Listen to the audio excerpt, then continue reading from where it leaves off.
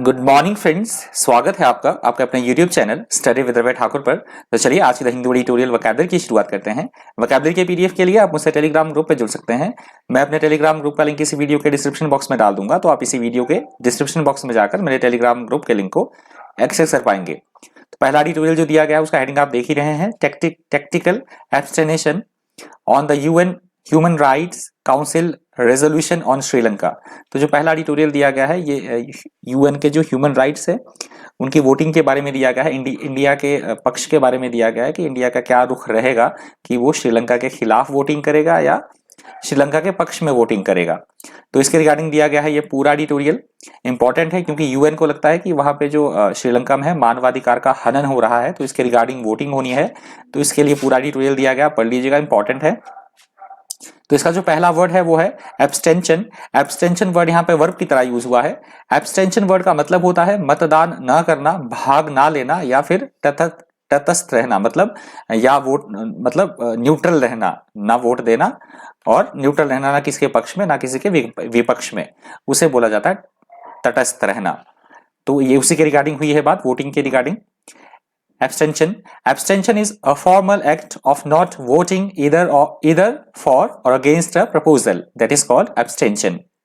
Abstention के synonyms हैं abstinence, refraining or avoidance. Abstinence, refraining or avoidance इसके synonyms हैं। Antonyms है इसके for a, practice or indulgence. For a, practice or indulgence इसके antonyms हैं एब्सटेंशन वर्ड के।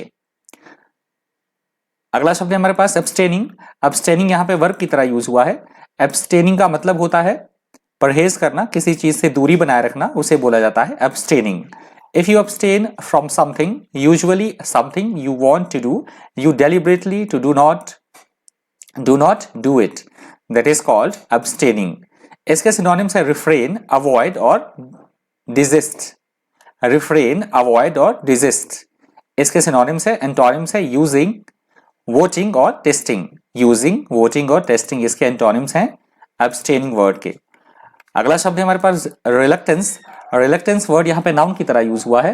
रिलक्टेंस वर्ड का मतलब होता है किसी काम को करने की इच्छा ना होना, विमुखता होना किसी चीज के प्रति, या अनिच्छा होना, अनविलिंग, स्ट्रॉन्ग अनविलिंगनेस होना किसी चीज के प्रति, उसको बोला जाता है reluctance. A certain degree of unwillingness, that is called reluctance. इसके synonyms है unwillingness, repugnance और aversion. Unwillingness, repugnance और aversion इसके synonyms हैं। Antonyms है alacrity, enthusiasm और affinity. Alacrity, enthusiasm और affinity इसके antonyms हैं reluctance के। अगला शब्द है stubborn. Stubborn वर्ड यहाँ पे एडजेक्टिव की तरह यूज हुआ है। स्टबर्न वर्ड का मतलब होता है अपनी बात पर अड़े रहना, अड़ियल होना, जिद्दी या हठी होना, किसी की भी बात ना सुनना, उसे बोला जाएगा स्टबर्न। ऐसी स्थिति को बोला जाएगा स्टबर्न।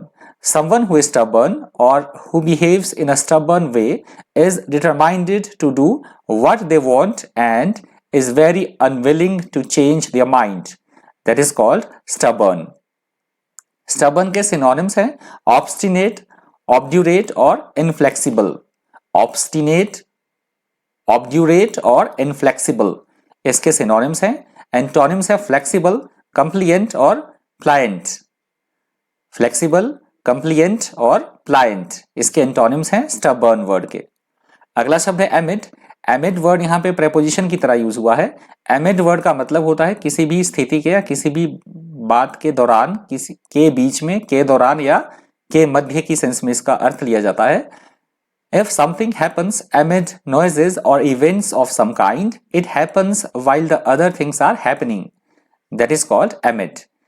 Amid के synonyms हैं among, amidst और between. Among, amidst और between इसके synonyms हैं amid के।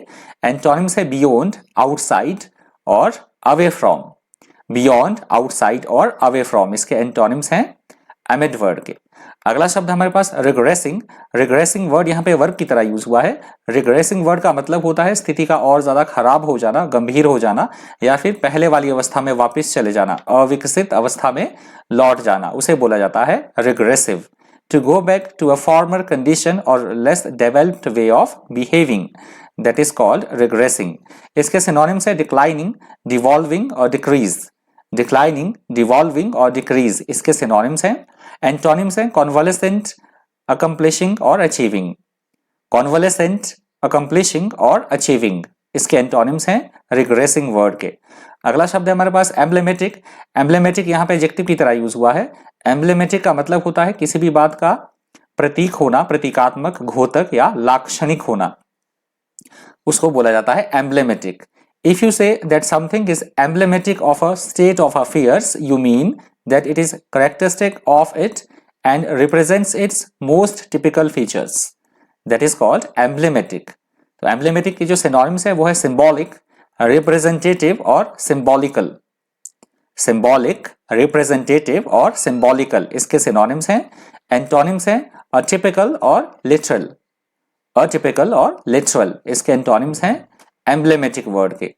अगला शब्द है हमारे पास रेटोरिक। रेटोरिक यहाँ पे नाउन की तरह यूज हुआ है। रेटोरिक का मतलब होता है लोगों को प्रभावित करने के लिए लिखने या बोलने की कला, खासकर बोलने की कला, जिसे हम बोलते हैं वाक चातुर्य या वाक पटुता। हमारे बोलने से कि लोगों को बहुत फर्क पड़ता हो, प्रभावित होते हो लोग, तो ऐसी बोलने की कला को बोला जाता है rhetoric. Rhetoric is the skill और art of using language effectively, that is called rhetoric. Rhetoric के सिनोनिम्स हैं ग्रैंडिलोक्वेंस, ओरेटरी और एलोक्वेंस। ग्रैंडिलोक्वेंस, ओरेटरी और एलोक्वेंस इसके सिनोनिम्स हैं। इसके एंटोनिम्स है क्वाइट और कंसाइजनेस। क्वाइट और कंसाइजनेस इसके एंटोनिम्स हैं रेटोरिक वर्ड के। अगला शब्द है हमारे पास प्रैग्मेटिज्म। प्रैग्मेटिज्म वर्ड यहाँ पे नाउन की तरह यूज हुआ है। प्रैग्मेटिज्म वर्ड का मतलब होता है किसी भी बात में प्रैक्टिकलिटी होना, यथार्थवादिता होना, व्यवहारिकता होना, उसे बोला जाएगा इंग्लिश में pragmatism. Pragmatism means thinking of or dealing with problems in a practical way rather than by using theory or abstract principles.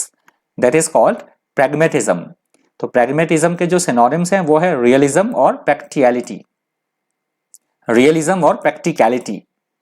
इसके जो antonyms हैं वो है foolishness और idealism. Foolishness और idealism इसके antonyms हैं pragmatism के। अगला जो एडिटोरियल दिया गया है उसका हेडिंग है arts and awards on 67th national film awards. तो ये दिया गया अभी 67वें जो राष्ट्रीय फिल्म पुरस्कार है उसका समारोह हुआ है, उसके भी जो अवार्ड्स हैं वो डिस्ट्रीब्यूट हुए हैं, वो दिए गए हैं, इसके बारे में दिया गया। तो इस जो एडिटोरियल में इतनी वकैब नहीं थी तो मैंने एक और एडिटोरियल भी लिया है कॉलम में से, आगे जाके बताऊंगा आपको। तो इसमें सिर्फ 2 ही वकैब थी इस वाले एडिटोरियल में, पढ़ लीजिएगा इसको भी। इसमें कई नाम दिए गए हैं, कौन सी फिल्म को बेस्ट अवार्ड मिला है, कौन एक्ट्रेस बेस्ट है, कौन आपका एक्टर बेस्ट है, सारी चीजें हैं जो कि करंट अफेयर के लिए इंपॉर्टेंट है, पढ़ लीजिएगा। इसका पहला वर्ड है इंपेरेटिव। इंपेरेटिव वर्ड यहाँ पे एडजेक्टिव की तरह यूज हुआ है। इंपेरेटिव वर्ड का मतलब होता है ऐसी कोई बात या ऐसी कोई चीज जो बहुत ज्यादा महत्वपूर्ण हो, इंपॉर्टेंट हो, बहुत ज्यादा आवश्यक होना, उसे बोला जाता है imperative. If it is imperative that something be done, that thing is extremely important and must be done, that is called imperative. Imperative के सिनोनिम्स है essential, necessary, urgent. Essential, necessary और अर्जेंट इसके सिनोनिम्स है। Antonyms है minor, unnecessary और trivial. Minor, unnecessary और trivial इसके antonyms है इंपेरेटिव वर्ड के। अगला शब्द है हमारे पास लाइमलाइट। लाइमलाइट वर्ड यहाँ पे नाउन की तरह यूज हुआ है। लाइमलाइट वर्ड का मतलब होता है लोगों के बीच चर्चा का विषय होना, फेमस होना, लोक प्रसिद्धि या लोक चर्चा का विषय होना, उसे बोला जाता है limelight. If someone is in the limelight, a lot of attention is being paid to them because they are famous or because they have done something very unusual or exciting. That is called limelight. Limelight के synonyms है spotlight, glare और focus. Spotlight, glare और focus इसके synonyms हैं। Antonyms है इसके obscurity और privacy. Obscurity और privacy इसके antonyms हैं limelight word के। तो इसमें दूसरे एडिटोरियल में इतनी ही वकैब थी, ये 2 ही वर्ड थे, इसलिए मैंने एक तीसरा एडिटोरियल भी ले लिया है आज। तीसरा एडिटोरियल एक कॉलम का है जो कि कॉलम से लिया गया है मैंने, और इसका हेडिंग आप देख ही सकते हैं, कॉलम से लिया गया है ये editorial. Why cricket watching is not just about watching cricket. तो ये स्पोर्ट्स के बारे में थोड़ा सा दिया गया है तो मैंने ले लिया है, इंपॉर्टेंट वर्ड थे इसमें भी कुछ एक। तो इसमें जो पहला वर्ड है वो है नॉस्टैल्जिया। नॉस्टैल्जिया वर्ड यहाँ पे नाउन की तरह यूज हुआ है। नॉस्टैल्जिया वर्ड का मतलब होता है अतीत के सुखद क्षणों से उत्पन्न हुई, जो खास फीलिंग्स होती हैं, मिक्सचर, वो हमें सुख भी है और थोड़ा दुख भी है, जो मिक्सचर जो वो फीलिंग होती है, वो जो मिक्स फीलिंग्स होंगी, उसे बोला जाता है nostalgia. Nostalgia is an affectionate feeling you have for past, specially for a particularly happy time, that is called nostalgia. Nostalgia के जो सिनोनिम्स हैं वो है होम सिकनेस, सेंटिमेंटैलिटी और विस्टफुलनेस। होम सिकनेस, सेंटिमेंटैलिटी और विस्टफुलनेस इसके सिनोनिम्स हैं। एंटोनिम्स है इसके एंटिसिपेशन और सिकनेस ऑफ प्रेजेंट। एंटिसिपेशन और सिकनेस ऑफ प्रेजेंट इसके एंटोनिम्स हैं नॉस्टैल्जिया वर्ड के। अगला वर्ड है एलिजिएक। एलिजिएक वर्ड यहाँ पे एडजेक्टिव की तरह यूज हुआ है। एलिजिएक वर्ड का मतलब होता है उदास रहना, उदासीन होना, उदास रहना, उसे बोला जाता है एलिजिएक। Something that is elegiac expresses or shows sadness, that is called elegiac. इसके सिनोनिम्स है पहली प्लेंटिव, माफ कीजिएगा, प्लेंटिव, मॉर्निफुलनेस और सॉरोफुल। प्लेंटिव, मॉर्नफुल और सॉरोफुल इसके सिनोनिम्स हैं। एंटोनिम्स है इसके जॉयफुल, ऑन क्लाउड 9 और on cloud 7। Joyful, on cloud 9 और ऑन क्लाउड 7, ये काफी बार पूछा भी जाता है वर्ड ऑन क्लाउड 9 और ऑन क्लाउड 7, ये ईडीएम में पूछा जाता है काफी बार, याद रखिएगा। तो ये इसके एंटोनिम्स थे एलिजिएक वर्ड के, एलिजिएक। अगला शब्द है हमारे पास पोइग्नेंट। पोइग्नेंट वर्ड यहाँ पे एडजेक्टिव की तरह यूज हुआ है। पोइग्नेंट वर्ड का मतलब होता है ऐसी कोई बात जो हमें मार्मिक कर दे, हमारे हृदय को स्पर्श कर दे, मार्मिक या मर्म स्पर्शी होना, उसे बोला जाता है पोइग्नेंट। Something that is poignant affects you deeply and makes you feel sadness or regret. That is called poignant. Poignant के synonyms है touching, emotional और pathetic. Touching, emotional और pathetic इसके synonyms हैं। Antonyms है dull, boring और benevolent. Dull, boring और benevolent इसके antonyms हैं poignant word के। अगला शब्द है seldom, और ये seldom word आज की द हिंदू एडिटोरियल वोकैबुलरी का अंतिम शब्द है। सेल्डम यहाँ पे एडवर्ब की तरह यूज हुआ है। सेल्डम का मतलब होता है ऐसा कोई काम या ऐसी कोई प्रक्रिया जो कभी कभार हो, रेगुलरली ना हो, कभी कभार होने वाला या विरला होना, उसे बोला गया है seldom. If something seldom happens, it happens only occasionally, that is called seldom. इसके सिनोनिम्स है रेयरली, इनफ्रीक्वेंटली और स्कैर्सली। रेयरली, इनफ्रीक्वेंटली और स्कैर्सली इसके सिनोनिम्स हैं। एंटोनिम्स है ऑफन, फ्रीक्वेंटली और ऑलवेज। ऑफन, फ्रीक्वेंटली और ऑलवेज इसके एंटोनिम्स हैं सेल्डम वर्ड के। तो ये सेल्डम वर्ड आज की द हिंदू एडिटोरियल वोकैबुलरी का अंतिम शब्द था। यदि आपको वीडियो हेल्पफुल लगा हो, इन्फॉर्मेटिव लगा हो, तो प्लीज वीडियो को लाइक कर दीजिएगा, और अगर बन सके आपसे तो ज्यादा से ज्यादा शेयर भी कर दीजिएगा। और अगर आप मेरे चैनल पर पहली बार विजिट कर रहे हैं तो चैनल को सब्सक्राइब करना और साथ में बेल आइकन प्रेस करना बिल्कुल भी मत भूलिएगा, जिससे कि जब भी मैं कोई नई वीडियो अपलोड करूंगा उसकी नोटिफिकेशन आपको टाइम टू टाइम मिलती रहे। तो आज की द हिंदू एडिटोरियल वोकैबुलरी में इतना ही। इसी तरह के इन्फॉर्मेटिव वीडियोस के लिए बने रहिए चैनल पर। Thank you, thanks for watching.